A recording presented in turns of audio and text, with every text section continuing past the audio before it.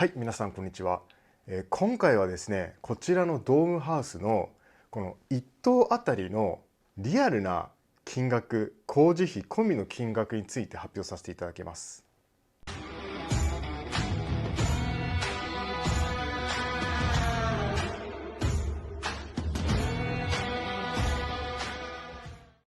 はい、ではやっていきましょう。まずですね、発表させていただく前に、前提条件としまして、しっかりとですね、条件を報告させていただきたいと思います。まずはですね、こちらの我が家が建てたドームハウス、ジャパンドームハウスというメーカーのドームハウスなんですけども、今ですね、メインで発売されている7700型のドームハウスってあるんですけれども、それとは違ってですね、以前発売されていた7000型というですね、一回りちょっと小さいような、こうちょっと上が潰れたようなというか、おまんじゅう型みたいな形のドームハウスで我が家は建てています。で現在で主に発売されているのは、7700型、もう綺麗な半球体型のドームハウスなんですけども、そちらがメインで発売されています。でそちらのものとはちょっと違うということと、あとはですね、我が家が実際建てたのがもう3年前になるので、いろいろとですね、昨今ですね、物価の高騰だったりとか、建築資材だったりとか、価格の方変わってきてますので、あくまで3年前の金額、リアルな我が家の見積もり金額の中から割引出した金額になってます。で今回ですね、リアルな工事費込みの金額を出すにあたってですね、特に注意したポイントなんですけれども、単純にですね、我が家がこのドームハウスが4棟、建っているんですけども、全部の金額を割る4して1棟あたりのドームハウスの金額って出したわけではありません。なぜかというとですね、どうしてもですね、金額というのはこのやっぱり平米数だったり坪数、建物の広さが広がれば広がるほど坪単価と言われる金額っていうのはどんどん下がりやすい傾向にあるので、そうすると、単純に4棟建てた時の金額を割る4すると割安というか1棟あたり安く金額が出てしまうので、それだとですね、実際に1棟でですねドームハウス建てて1人もしくは夫婦2人で住んでいきたいと思った時に、その金額の信憑性というか、リアルな、本当にですね知りたい、本当にかかる金額っていうのがですねちょっと、変わってくるんじゃないかというふうに思いまして、例えばですね、キッチンだったりとか、あとはお風呂、トイレ、どの建物でもですね、最低1個はついているものに関しては、4分の1で差し引いたりとかしないでですね、1棟あたりの金額出す時には1個の金額として入れてます。で当然玄関もそうですし、玄関っていうのは1つしかないと思うので、玄関だったりとかトイレ、バスルーム、キッチンにかかるようなですね、家の広さにかかわらず、常識的に考えて1つしかつかないような設備であったり、そういったものに関しては1つとしてちゃんと計算させていただいてます。でなんで今回この1棟あたりのリアルな工事費込みの金額を出そうと思ったかというとですね、うちのチャンネルをご視聴していただいているご視聴者さんですね、視聴者の年齢層がですね、大体中心の年齢層が5、60歳の方が見ていただいてます。本当にありがとうございます。40、50、60、それ以上の方が、私のこちらのドームハウス暮らしのチャンネルを見ていただいているという中で、昨今ですね、やっぱりこの高齢化もそうなんですけれども、人生100年時代に向けてですね、皆さんやはりその今後のですね人生、残された人生しっかり最後まで生きていくためのお家というものをやっぱり探されている方が多いかなと思います。これはですね、ちょっと話それるんですけども、最近ですね話題になっている 3D プリンター住宅っていうものがすごく問い合わせがあると。某 3D プリンターを手掛けている会社さんのいろいろ記事だったりとか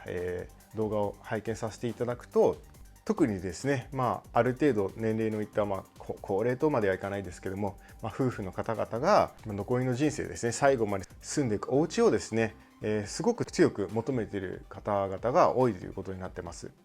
でその際にですね、3D プリンター住宅、夫婦2人で住むような形のモデルが新しく発売中、発売予定ということなんですけども、そこにやっぱり問い合わせが殺到したっていうのは、やはり新しく家を買う、もしくは今まで住んでいた家、子どもたちも出てって家の老朽化が進んでしまって新しくリフォームで建て直すにしてもですね、やっぱり何千万もかかってしまうと。で50、60になった時にですね、これからまた新たに何千万の住宅ローン、組むというのは厳しいというところで、現実的に厳しく、さらにある程度年も上がっていくとやっぱ賃貸の方も借りづらくなってきてしまうという、その中で某 3D プリンター住宅のですねモデルというのは550万で発売されるということで、550万であれば、夫婦2人でそれを買えるのであれば、こんなに助かることはないだろうというところで、皆さん問い合わせが殺到しているような状況になっているということになっています。でこちらのドームハウスもですね、同じく550万円で足すというわけでは残念ながら違うんですけども、その話をしていくとですね、じゃあ実際に3D プリンター住宅のあちらのモデルもですね550万で本当に土地からですねいろいろな工事も含めて立つのかというと、ちょっとそこは違うのかなというふうに正直思う部分もあります。なので今回の動画ではですね、実際にこのドームハウスの工事ですね、住めるようにするための工事、実際どれぐらいかかるのかっていうのをしっかりとですねお伝えした方がいいんじゃないかということで、今回の動画を作るに至りました。正直ですね詳細の金額をお伝えする前に申し上げるんですけども、こちらのドームハウスもですね、先ほど申し上げた 3D プリンターの550万のモデルっていうのは、建物とあと水回り、電気まで全部込みで550万ということで、一応ネット上のですね情報だったりという部分で、拝見させていただいてます。でこちらのドームハウスも、ちょっと計算したところですね、ドームハウス本体の、材料と本体の工事、あとは水回り、電気関係を含めた金額ですね、偶然といいますかですね、ほぼ550万、550万というかですね、548万という形で計算が出ました。ですが、実際にこの本体の建物の本体工事、あとは水回り設備で、さらに玄関とか窓のサッシ回りですよね、全部がつけば家として成り立つんですけども、これが全部込みで548万なんですけども、実際にこの548万だけでは家として住むことができないんですね。それ以外にかかる金額、工事、あとは設計だったりとかいろんなものがかかってきますので、そこの部分もしっかり含めてご報告させていただきます。まず最初にですね、基礎を作るためにかかる金額、日本ではですね建物を建てる際にしっかりと基礎を作って、その基礎と建物が一体化してないといけないっていう法律が、国土交通省の法律が決まってますので、これはドームハウスにしても木造にしても RC 住宅にしても、で先ほど申し上げた 3D プリンター住宅にしてもですね同じなので、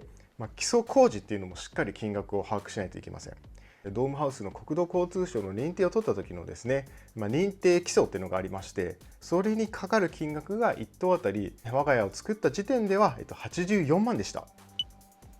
で細かいことを申し上げますと、実際に我が家土地を買った時にですねすごい雑草というか草とかいっぱい生えてて、それを全部、取り除くために伐採工事だったりとかで、しっかりとですね土地を平らにするためにですね、盛り土工事といいますか、採石をいっぱいバーッと入れて平らにしたりとかっていう工事もあって、目の前にガードレールがあって、ちょうどですね目の前に水道工事と重なって、ガードレールを1回取ってつけるみたいな工事とかも入りまして、基礎の金額とは別にプラス50万ぐらいかかりました。で、今申し上げたようにどの土地でどこでどういう土地で、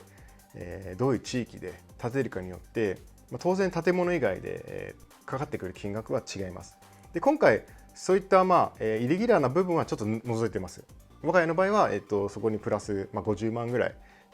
金額がかかりましたけども、それを抜いた状態の、基礎工事だけの、金額として84万になります。はい。で続いては、メインどころですね。ドームハウスの本体工事にかかる金額、こちらが240万です。こちらの240万は材料代ももちろんのこと、材料代と、あと材料をこう組み立てていくときに使う部材だったりとか、あとは接着剤だったりとか、支えるための支持脚みたいなものだったりとか、あとはですね、運搬費も入ってます。でドームハウスの部材を運んでくるときにですね、パーツで運ばれてくるんですけども、かなりですねでかい大きなトラックを使わなきゃいけなくて、でその分の運搬費も入ってます。で当然ドームハウスを組み立てていくための工事、職人さんですね、大工さん職人さんが、何人かで、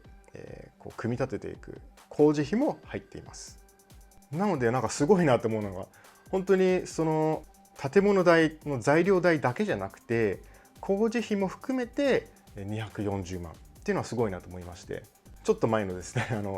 3D プリンターで330万かなんかで発売されていたちょっと小さいですね、10平米ぐらいしかないような、建物があったと思うんですけども、あちらが330万なので、こちらのドームハウスがですね、我が家のこの7000型のモデルは1棟あたりが36平米になってますので、約 3倍以上の広さがあるにもかかわらず、金額が330万より安い240万、しかもこれが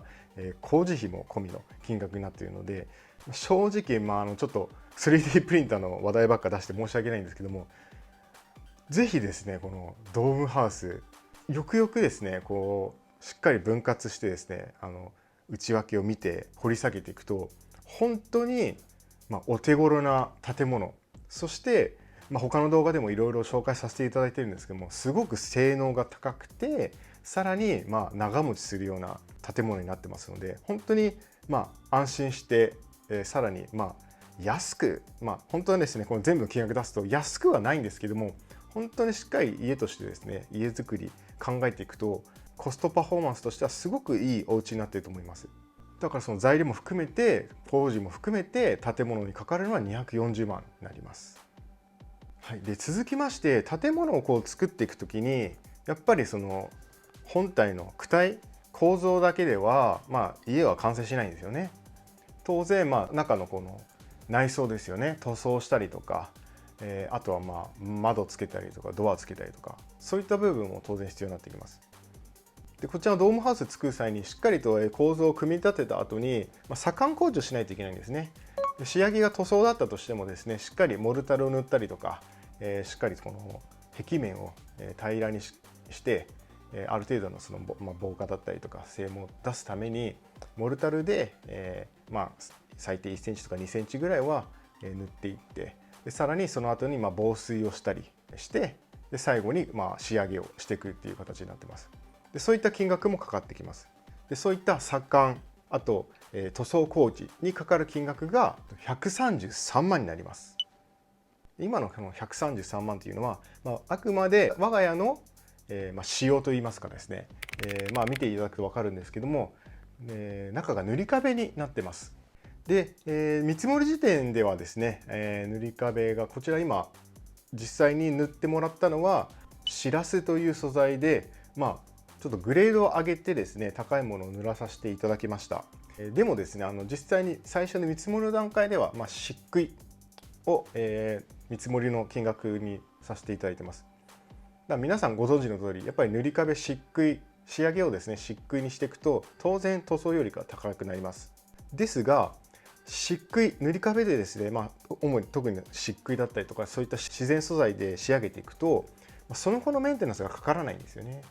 で経年変化とともにある程度こうちょっとひび割れだったりとかっていうのは出てくるんですけども、一度しっかりとしたものを塗ってしまえば、その後メンテナンスがほとんどかからないということになっているのでおすすめになりますし、今回の見積もりの中ではシラス漆喰っていうものをですね見積もりの中に入った金額でこちらの金額になってます。なので当然ここはですね金額下げれる部分といいますか、普通のうちは普通の塗装でいいよ、金額下げたいってなれば普通に塗装を塗っていただければ金額はさらに下がるかと思います。ですが私のおすすめとしては、その後のメンテナンスだったりとかそういった部分も考えていくのであれば、しっかり自然素材で、健康にもすごくいいですし、メンテナンスもかかりにくい自然素材を使っていくのがいいかなとは思っています。で次は建具、ガラス工事にかかる金額です。こちらが49万になります。で我が家の場合は、当然玄関もそうですし、あとテラスドアだったりとか、あと窓ですね。で、あとうちは天窓もついてます。フィックスの、はめ殺しの窓ですね。そういった部分の材料費と、あと施工金額も込みになった金額がこちらになっています。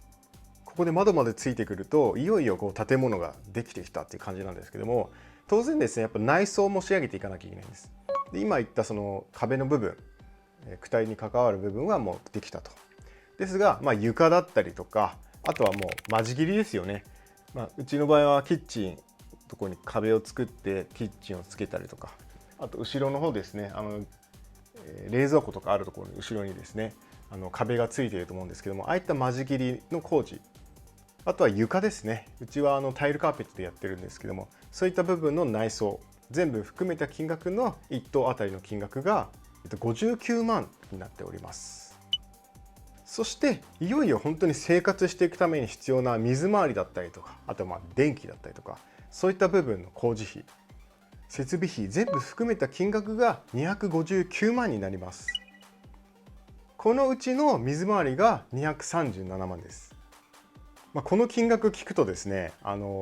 先ほど最初の方ですね、冒頭に申し上げた建物の工事費、材料代も含めた建物の工事費が240万だったので、もうそれに次ぐですね、それよりも高い金額が259万ということで、本当に水回り、設備にかかる金額っていうのは本当に高くなってます。で、この水回りもですね、我が家は、水回りの方もいろいろ、こういうのがつけたい、ああいうのがつけたいということで、最初の見積もり金額よりもグレードを上げてます。ですが、最初の見積もり金額の時点でもですね、キッチンに90万だったりとか、バスルームに90万だったりとか、そういった金額でしっかりと見積もりしていただいてます。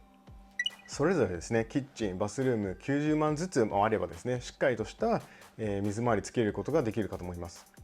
当然トイレも洗面台もそういった部分も全部含まれてます。あとはこういった照明だったりとか、あとちょっと見えないかもしれないんですけども、火災報知器とかですね、こういったものも法律でつけなきゃいけないことが決められてますし、安全に安心して住んでいくためには必要なものになってます。こういった細かいところ、あとは換気扇ですね、換気扇だったりとか全部含まれた設備機器が、合わせて259万になります。はい、でここまでできてくると、いよいよ家として暮らしていけるように思いますが、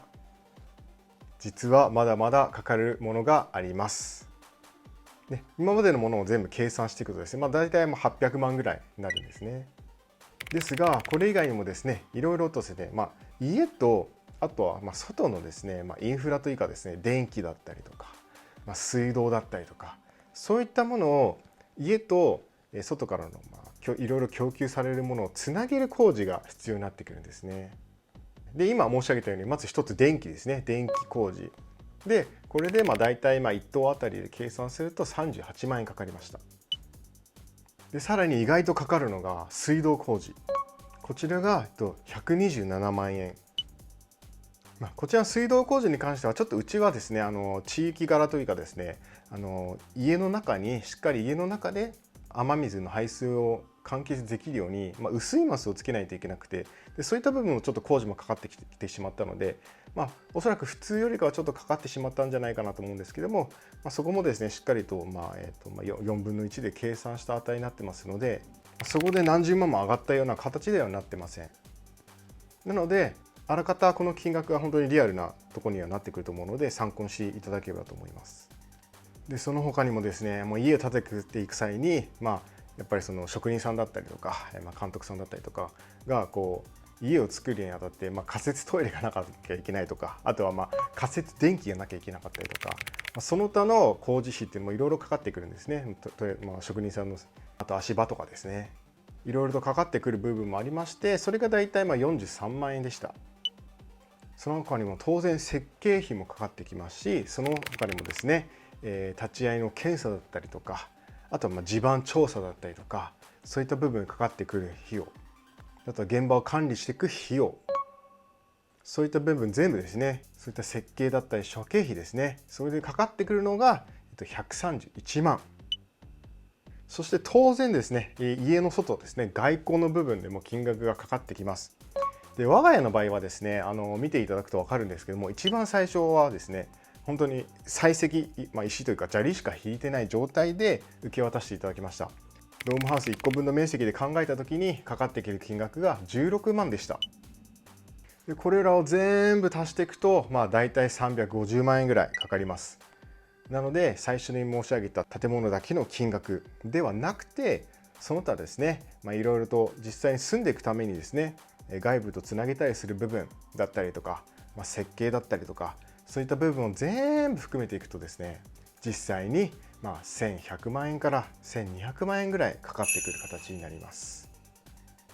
今回はですね、外交が16万ということで、ほとんど何もしてない、採石をバッて引いて終わりっていう状態なので、本当にですね、マイホームとして住んでいくっていうふうに考えた時にですね、しっかり外交の部分をやっていきたいってなった時には、その部分の金額もかかってきます。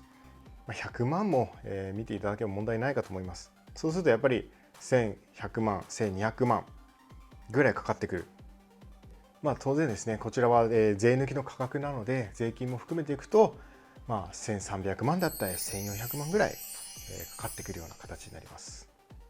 なのでですね、1500万見ていただければ、問題なく家は建つかと思います。で別動画でですね、カムカムドームハウスというですね、宿泊できるドームハウスの施設ですね、宿泊体験、あとはですね、構造だったりっていう部分について、ドームハウスの工事をしたことがある大工さんにですね、いろいろと聞いた動画も上げてます。ちょうどね、ドームハウスの形っていうのが、本当に夫婦2人で住んでいくんだったら、ちょうどいいんじゃないかっていうような間取りだったりとか、広さになってますので、ちょっとそこでイメージしていただいて、あれと同じようなものを建てていくって考えた時に、1500万は見ていただければ、問題なく建つかなという形になります。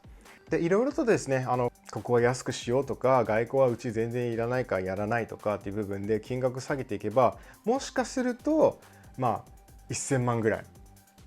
1100万とか1200万円ぐらいで、ドームハウスしっかり暮らしていくようなお家を作ることができるかもしれません。1100万から1500万円ぐらいで考えていただければいいかなと思います。これがですね、実際高い安いって思うのは本当にその人それぞれの、考えになると思うんですけれども、実際にですね、3D プリンターの住宅が今すごく話題になってますけれども、550万、建物と水回り、電気関係込みで550万というふうな書き方をしてあるんですけども、こちらのドームハウスもいろいろとですね、内訳見ていくと同じく550万円、548万円だったんですけども、550万円ぐらいで建物と水回りの部分が完結するような形になってます。ですが実際に家に住んでいくためには、その他以外のその水をですね、水道を引いたりとか電気を引いたりとか、その他設計だったりとか、内装だったりとかいろいろかかってくる部分もあるので、全部含めていくとやっぱり1000万ぐらいにはなってくるんじゃないかと思います。で当然我が家ではですね、薄いマスの工事をしなきゃいけなくて、さらにお金がかかってしまったとか、道路の前の水道工事の兼ね合いもあってガードレールの工事の部分でいろいろずらしたりとか直したりとかする部分でもお金がかかってしまったりとか、いろいろその土地、あとはその地域によって変わってくる工事、それはどうしてもですね、どの会社であってもですね、商品代として提示することができない部分っていうのがやっぱりその建築ではかかってきます。で家を買う方っていうのは、人生ですね、多くても1回か2回しか家づくりってしないと思うんですよね。そうするとやっぱそういった部分っていうのはやっぱり分からない部分が多いと思います。でどうしても550万円で売り出されてしまうと、550万円で家が建ってしまうというふうにやっぱ思いがちだと思うんですけれども、実際にそれ以外にかかってくるお金っていうのはあります。で今回はそういったリアルな部分も含めて、お話しさせていただきました。で当然ここにはですね、土地代は入ってません。土地と建物っていうのは別なので、土地をすでにお持ちの方は、そこに建てればいいと思います。でそこに古い家があるときは、それを解体することによってさらに100万だったり200万、金額がかかってくると思います。で全くの更地であればですね、そこにですね、1100万円から1500万円ぐらいかけてポンと、丸いドームハウス、もうおそらくですね、この発泡スチロールっていうのは腐らないんで、鉄のように錆びたり、木のように腐ったりしないので、今からですね、本当に死ぬまで残りですね、50年もしくは100年100年切る人がいるかわからないんですけども、残りの人生ですね、何十年、残されているか分かりませんが、死ぬまで腐らないと思います。なので、1100万円1500万円かけて建てて、あとはそのお金だけで家賃はかからずに、暮らしていけるというふうに考えた時にですね、果たしてこれが高いか安いかっていうのはですね、しっかり考えていただいて、ぜひともですね、ご決断の材料になっていただければと思います。はい、では今回はドームハウス1棟あたりのリアルな工事費込みの金額ということで発表させていただきました。ぜひですね、参考にしていただいて、本当に真剣に考えられている方たくさんいると思います。ドームハウス好きです。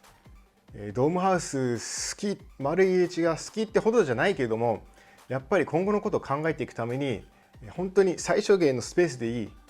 住むところが欲しいという方はですね、本当に参考にしていただいて真剣に考えていただければと思い、この動画を作らせていただきました。で、今後考えていることなんですけれども、ですね、この今の見積もり内容ですね、我が家の見積もり内容をいろいろ見ながら計算しました。そういった細かい部分ですね、だったりとか、あとは YouTube でどうしてもやっぱ話せないようなこととかいろいろあります。で、こういった公共の場でどうしても話せないけれども、本当にですね、このドームハウス建てていきたいと思った時に必要な情報あります。そういった方々のためにですね、ちょっとですね、メンバーシップというシステムがですね YouTube にあるので、月額いくらかかかるんですけども、サブスクリプションという形で月額制で、いくらか、払っていただくことで会員制じゃないですけども、そのメンバーシップの限定にですね、そういった部分の情報発信の動画も考えてます。月額いくらになるかっていうのは、いろいろコメントいただいたりとかしていただければ、そこも、いくらがいいっていうのをですね、考慮させていただきますし、特にコメントとかご意見なければ、ある程度ですね、相場に見合ったものでやりたいと思っています。真剣に考えている方はですね、今後もしかしたらメンバーシップですねの限定の動画ですね、作らせていただいて、本当に細かい内容ですね、本当この見積もりの細かい部分だったりとか見ていただくことで、本当にですね、いろいろプランしやすくなると思います。あとはですね、動画では話せないような部分、うちで住んでて、こういったところでもっとこうすればよかったとか、いろいろ話せないこともありますので、そういったね、メンバーシップの方限定のですね、動画も考えてますので、いろいろとご意見あれば聞かせてください。で、こちらのドームハウス暮らしの、チャンネルではですね、ドームハウスに興味ある方、しっかり、ドームハウス建ててみたい方、またはそれ以外にもですね、家づくりいろんなことを知りたい方のためにですね、情報発信してます。で、直接ですね、ドームハウスの宿泊施設だったりとか、モデルハウス、専門の大工さんに会って、いろいろと話聞いた動画とかも上げてます。で、当然ですね、その分の時間がかかったりとか、いろいろ費用かかってます。